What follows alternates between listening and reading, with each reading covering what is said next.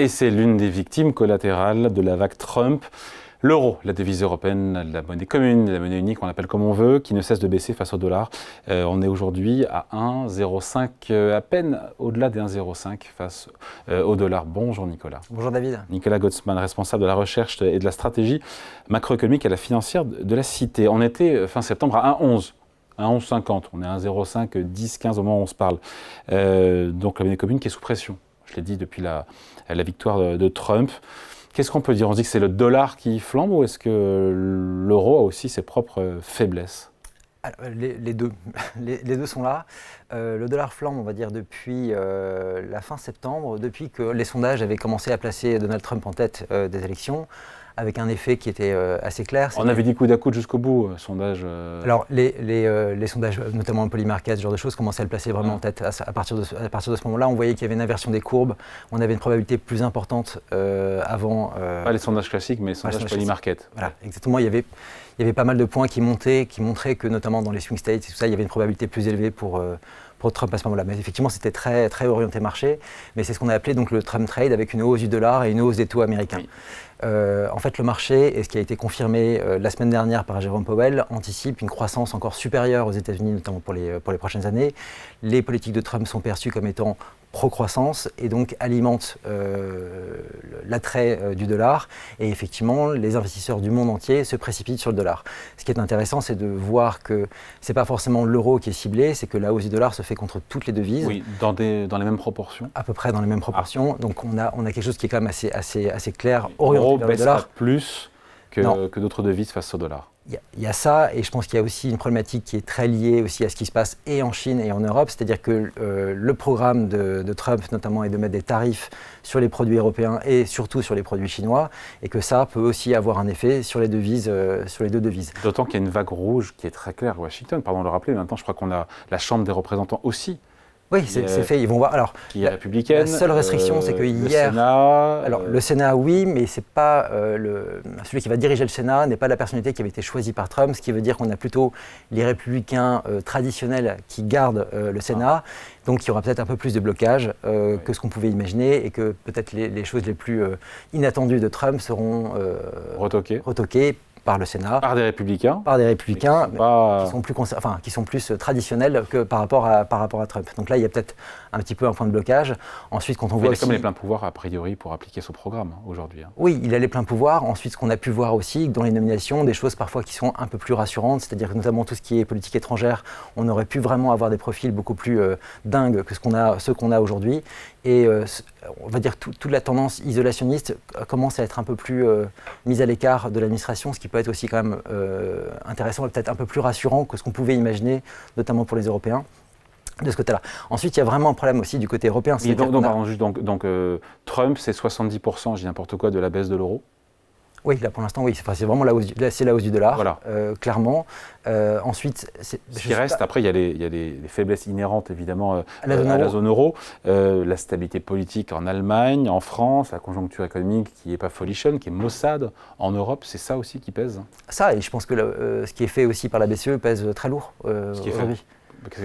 La BCE, à mon avis, a monté ses taux à un niveau trop élevé. Elle ne baisse pas ses taux suffisamment rapidement. Et quand on regarde la tendance de la croissance européenne et le niveau des taux aujourd'hui, on a vraiment une problématique en Europe. Donc elle devrait les baisser plus vite, mais si elle les baisse plus vite, l'euro baissera plus vite lui aussi. Alors, on pourrait se dire ça, effectivement. Oui. En fait, mais en fait, quand on regarde aussi, il faut voir la monnaie comme c'est aussi le reflet d'une économie. Si aujourd'hui tout le monde veut investir dans le dollar, alors certes, en pronostiquant un peu des taux plus élevés, c'est parce que l'économie marche en plein régime. Or, le discours de la BCE depuis 2 ans, en gros, c'est de vouloir freiner la demande intérieure, de freiner la croissance. On n'a plus du tout de croissance depuis 2 ans. Oui. Évidemment, les investisseurs n'ont pas envie d'aller investir en zone euro.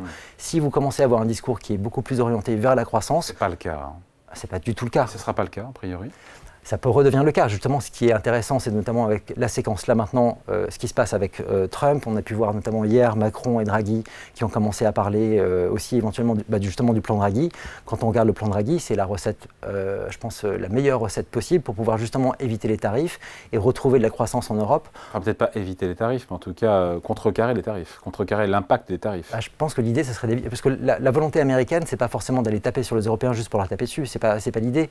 C'est qu'on a les États-Unis ont un déficit commercial qui est très important vis-à-vis des Européens, non pas parce que les produits européens sont particulièrement aimés là-bas, c'est que la consommation en Europe est très faible et que donc le différentiel de consommation entre les deux pays fait qu'on a, nous, un excédent commercial vis-à-vis des Américains.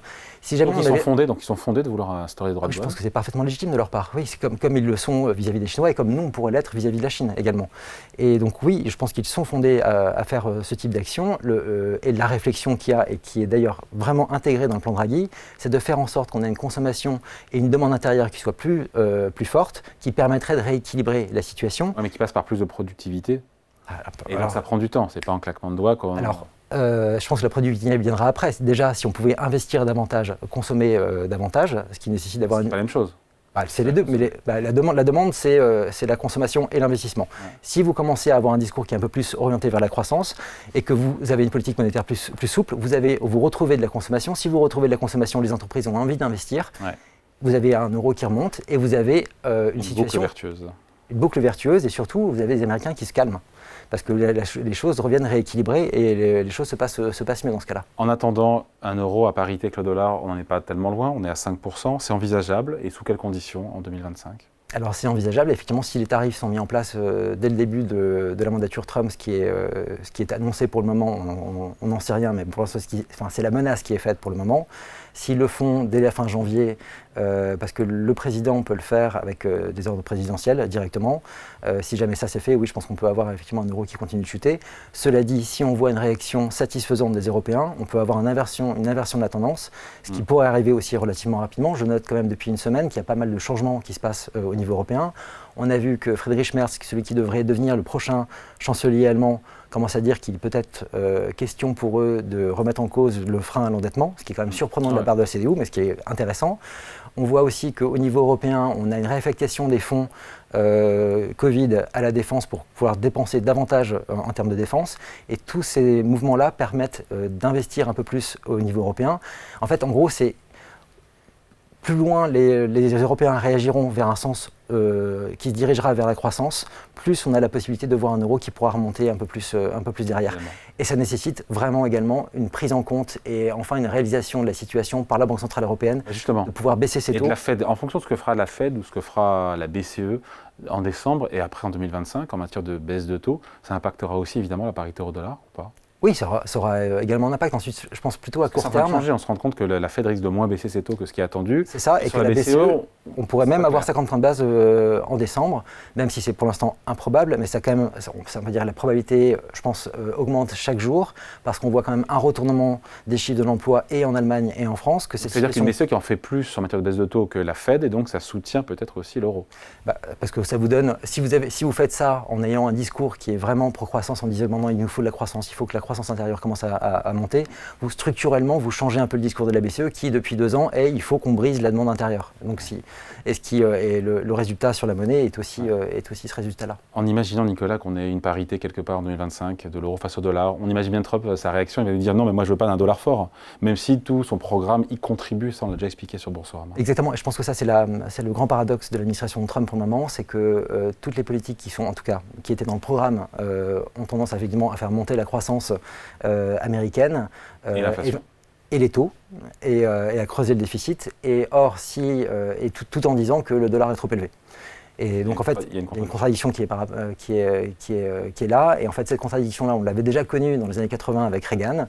On avait un dollar qui montait très fort à ce moment-là. On avait des déficits qui étaient d'ailleurs causés également par des baisses d'impôts faites par l'administration Reagan. Ça s'est terminé comment ? Ça s'est terminé par les accords du Plaza. Oula, oui. En 85, avec une volonté concertée de tous les grands pays pour pouvoir faire baisser le dollar.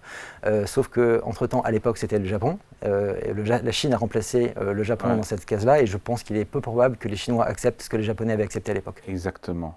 Donc les tarifs. Et donc les tarifs deviennent une option possible du côté américain, parce qu'il faut se rendre compte que la croissance mondiale aujourd'hui, c'est le consommateur américain. Vous n'avez plus de consommation en Europe, vous n'avez plus de consommation en Chine. Donc le seul relais de croissance qu'on peut avoir au niveau mondial aujourd'hui, c'est le consommateur américain. Les producteurs chinois, les producteurs européens, tout le monde veut aller capter le consommateur américain. Et les Américains, là, ils me disent en gros, ça suffit. Et que chacun puisse participer à la croissance mondiale par sa demande intérieure également. Bon, vous le voyez où, l'euro-dollar, l'euro, dans les prochains mois, trimestres? Certains disent qu'on n'ira pas à la parité parce que la baisse est déjà faite, le gros de la baisse. Alors, effectivement, je pense qu'il y a une partie de la baisse qui est déjà faite et je veux être optimiste en pensant que les Européens vont réagir correctement, c'est-à-dire de faire en sorte d'avoir des politiques beaucoup plus orientées vers la croissance assez rapidement, ce qui permettra d'avoir un retournement de la situation. Ouais, parce que depuis le début de l'année, la baisse n'est que de 5 ou 6% sur la parité euro-dollar, c'est pas non plus... C'est ça, et l'euro reste une monnaie qui est historiquement forte. Si on prend le panier de toutes les devises avec qui on traite aujourd'hui, si vous sortez le dollar, vous avez un niveau qui est un euro qui est historiquement fort. Voilà, ce qui ne fait pas nos affaires non plus. Pas du tout. Allez, merci beaucoup. Explication signée Nicolas Gottsman, responsable de la recherche et de la stratégie à la financière de la Cité. Merci. Merci.